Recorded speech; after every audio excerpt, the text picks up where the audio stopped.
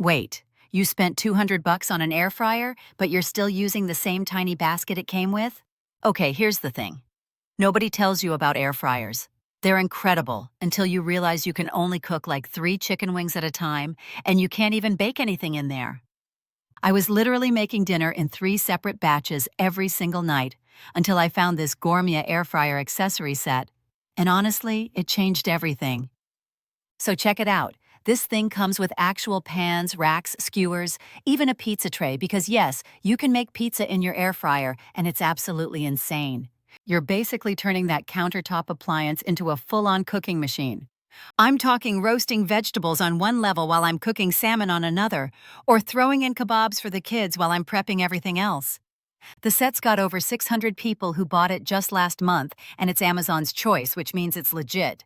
Here's what gets me though. It's on a limited time deal right now, so you're saving like 10% off, but that timer's literally ticking down as we speak. I'm dropping the link right below this video, and honestly, if you've been feeling like your air fryer's kind of disappointing, or you're just tired of cooking in batches, grab this before the deal ends. Drop a comment and tell me what's the weirdest thing you've ever tried making in an air fryer because I'm genuinely curious now.